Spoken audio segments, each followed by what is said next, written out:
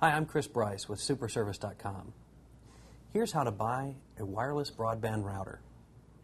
There's a couple of things to keep in mind when looking for a wireless router.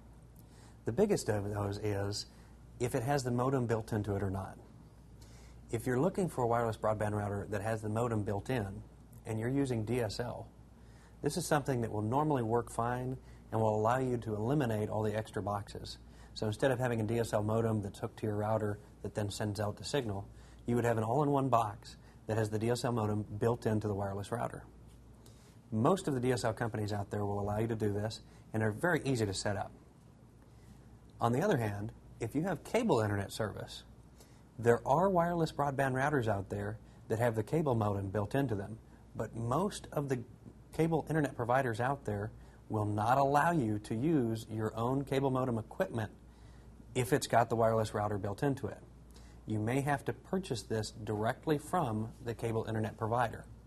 That's just something to keep in mind when you're looking at a wireless router to make sure if you need the modem built in, if you're using DSL, it's probably okay. If you're using cable, you may run into a problem. So you might want to check with your cable internet provider before buying an all-in-one unit. Aside from that, when you're actually going to purchase the unit itself, if you go to a retail outlet, you're going to want to look at the different styles of wireless connections that can connect to that router. Most of today's newer routers will have wireless N technology or wireless N+. This allows you to connect to the fastest and widest range connections that you can.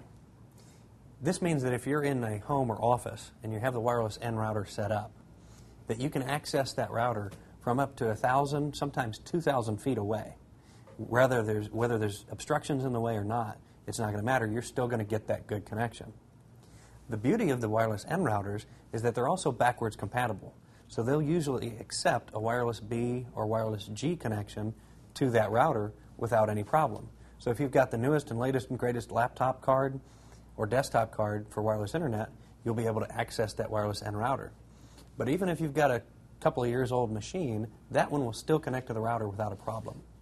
The thing to keep in mind is if you go and you find the fire sale items at your retail outlet and they've got this router on sale that's a wireless G or a wireless B and it's $39 or $29, you need to make sure and look at that because your newer laptop may connect, but it's not going to connect as fast as it could, and you're also going to have problems with it not connecting at the same range. So you might only have a 1 to 200 best. But those are the things to keep in mind when buying a wireless broadband router.